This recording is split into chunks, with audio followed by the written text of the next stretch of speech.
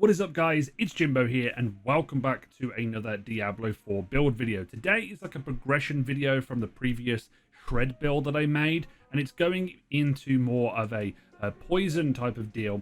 But in this video I'm going to go through some tips on using shred itself, and also the progression that I've had, and then also a couple of uniques that you can use. This is a no unique build, the one that's linked. I'll also link a one with unique as well, and I'll touch about that in the aspects section. But 100% you can do this build with no uniques, and it does pretty well. It's got me all the way up to tier 49 with the right affixes on dungeons. So yeah, let's first talk about a couple of gameplay tips before we go into the actual build. Number one is that claw and shred can be used in tandem with one another. So claw can hit an enemy while there's a little green timer on the shred, and don't spam out the shred button. If I show you on my controller that I have here, if you are rapidly pressing this, it does work sometimes, but the way that the targeting works, that if you get an enemy that is very close to you, you won't teleport to that enemy, which is kind of annoying because they're in melee range. You need to kind of move away from them and then teleport back to them with the strikes. And also, it's just going to be very annoying sometimes if you get caught out. The only other thing that you need to note is the main gameplay loop. I'm not going to talk about it towards the end of the build, but the main gameplay loop is you use your poison creeper, you then pop your howl and then also grizzly rage. But before you do grizzly rage, pop your debilitating roar, slow everything's poisoned. You also have a bit of fortify. Then you pop your grizzly rage, which will then take you into more damage reduction and also damage increase. And then you start shredding things up. You'll have a load of extra spirit available, and you'll be able to do a bunch of damage. Now, there is going to be further builds that I can do with this, so stay tuned for that. But yeah, this is a really cool build. Let's go through the skill tree and the aspects, paragon board, all that jazz.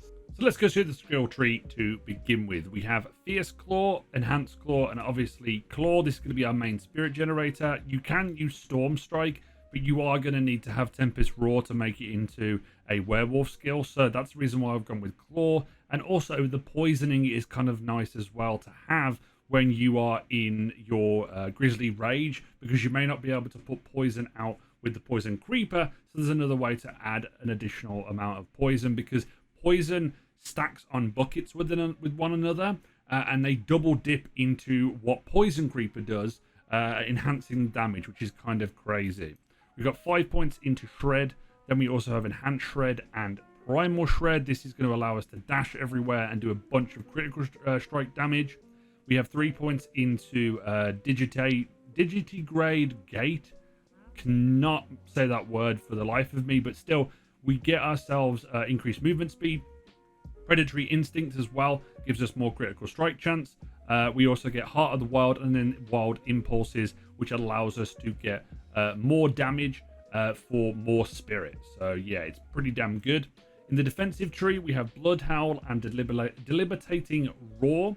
Debilitating Roar has the enhanced version and also innate Debilitating Roar, which also slows enemies by 65%. And then Blood Howl is literally used as one, a way to fortify ourselves, and two, to give us some extra spirit when we are low, so we don't have to constantly keep using our claw a lot of the time. But still, then we move into the companion tree. This is where a lot of our poison is going to be coming from. We have Poison Creeper, Enhanced Poison Creeper, and Ferocious Poison Creeper. Active poisoning duration is up by 3 seconds, so it means that it stays on for longer. And then also your companion skills deal an extra 30% bonus damage, so we're going to be doing quite a lot with this. We have an active damage buff with 4 contributions, that is, to 432% poisoning damage, which is pretty darn good. Into the Wrath tree, we have 1 point in Neurotoxin, 3 points in Envenom, 3 points in Toxic Claws. This is going to allow us to do stupid, crazy critical strike damage. And obviously we've got the additional ranks in it, which is going to help as well. And then likewise, when we do critical strikes, we are going to be able to do 23% extra base poisoning damage. Then we have Grizzly Rage and the 3 here. This part of the tree is the most important. We have defensive posture, Nature's Resolve, and Unrestrained. All of them are at 3 to give us the maximum amount of Fortify to make us very tanky when it goes to doing higher Nightmare tiers. And lastly, we have Ursine Strength, which is basically going to give us a flat 30% increase whenever we are healthy. And then also you gain additional 20% maximum life while in werebear form, but I don't think we actually get that to activate as much. You could use Lupine Ferocity. I have used this, but it's very, very inconsistent because of timing that 7th kill. And I just don't think it's worth it after doing some testing. I just think the flat 30% increase while you have a bunch of Fortify as well is going to be very good as an overall jump. But let's go through the Paragon board. Now, my Paragon board isn't complete at this present moment in time. I'm only level 89, so I have a few more points, maybe like an extra 10 points or so that I can, not 10 points, like 40 points that I can get in there, because the 10 levels is like 4 points a level, whatever it is. Either way, I'll show you what I've got right now. We have Exploit to begin with. We're going to be taking a bunch of Dex to be able to get ourselves more vulnerable damage. We then move into the Lust for Carnage, which is going to give us, well, our werewolf skills will restore Spirit, which is very good. And then we get a damage reduction in the form of Werewolf. This is going to be very, very good for keeping us alive in werewolf form. Then you want to path over to the left to get yourself this board here, which is Heightened Malice. And then also you want to path above to get yourself the Ancestral Guidance one, purely because you want to go into this tree, get this socket to begin with, and get yourself Undaunted, which is we get more damage while fortified, and also damage reduction when we get some more intelligence in here to allow us to have more damage reduction and do more damage. And then we'll eventually path over here to get heightened Inner Beast, I should say, but we won't be using that Inner Beast. So you want to come through, get this one first, go up to the top and get Ancestral Guidance, get yourself Reclamation, because it's going to allow us for maximum Spirit and Spirit on kill. Then path your way through, get yourself Territorial, which is going to give us more damage reduction when we get the Dex requirements. I haven't leveled all of my glyphs yet, so this will go will give you a bunch more stuff. It'll give you loads more damage reduction as well. And then we path all the way down into here and we get ourselves Fang and Claw. This is going to give us a massive bonus when we do get the extra willpower on this. I think I'm going to be trying to get these willpowers down here. Either way, we get damage resistance versus poisoned enemies. We also get damage reduction there. We get a little bit of extra damage reduction. So a lot of stuff against poisoned enemies. And this will radically change when I do like a full poison build, which I think is going to be my next thing, where I'm not using Grizzly Rage. We're really focusing on the poison and stacking that as much as I can, because I was inspired by the previous setup of the build and I want to do something crazier. But let's go through the so because I'm running the a different variant of this build right now, which is basically I have 2 uniques in the build. You won't see it on here, but you will see it in the description in the link of what I would recommend that you run for the non-unique version. So start out, you're gonna have the aspect of Crowded Sage, which is going to give you a bunch of health here. I obviously have Disobedience on right now here, and then also Disobedience here, purely because I wanted to show this off, and I'd already moved on, and I wanted to re-record the video to talk about the unique stuff after some additional testing. But yeah, so you're going to have Disobedience, Crowded Sage, you're going to have Rampaging Werebeast, which increases our critical strike. We have Vigorous, which allows us to get damage reduction while shapeshifted into the werewolf form. Very, very good. We also have Ghost Walker, which is going to allow us to become unstoppable whenever we have Grizzly Rage, or while we're unstoppable. Basically, we get to walk through everything, which is kind of crazy. Then we have Aspect of the Blurred Beast on a 2-hander, because this radically increases the damage. If you're going to be going for like as much damage as you can put out, this is the way to go. Likewise, I have Storm's Call's Amulet on here. This double dips into poison, I believe, crit damage, and vulnerable damage as well. So I think that's why it's doing some crazy stuff. Basically, it gives you a lightning damage on top of that as well. So it's doing a whole bunch of stuff. Then we have Direwolf Circle. This basically allows us to turn Grizzly Rage into a Grizzly Rage into a werewolf. Basically, yeah, you become a werewolf with Grizzly Rage. And then you have Ring of Retaliation because we have a ton of Fortify on this build that allows us essentially to do a bunch of extra damage, just a flat extra 28% damage whenever we have Fortify. The last thing to note here, these are the upgrades that you can make to the build if you want it to go a little bit faster, but you either have to go full poison or you have to commit to the like speed, crit, high damage aspect. And then also if you want to push higher nightmare tier dungeons with this, you also have to change stuff like, for example, you want to get yourself more unstoppable, i.e. with Earth and Bulwark, but you're not going to be able to have that while you're in Grizzly Rage, and it's kind of frustrating because there's a lot of CC in the nightmare dungeons.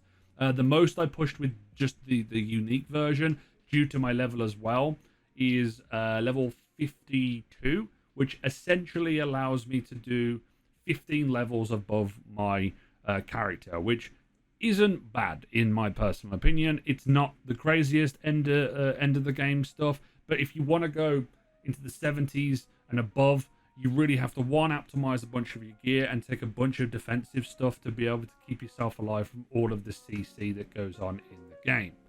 Regardless, the other link in the description is the unique variant of this build. You drop the two-hander, small cut there because I didn't have the gear on me. The alternate variation of this build is essentially you have Waxing Gibbous on, and then also Mad Wolf's Glee, and this essentially allows you to do a bunch of extra damage a lot quicker, and you also get to have guaranteed critical strikes.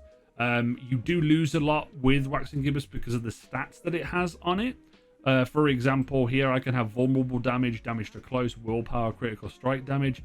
Here it only has damage to injured, close, critical strike damage, and life on kill. It's good, but it's not quite the extra bunch that you can get, especially with vulnerable, and you'd have to move Blurred Beast onto your ancestral totem. So let's run through the stats on the build. We have on our helmet, I'm not optimized here, but you want cooldown reduction, poison creeper, maximum life, and total armor.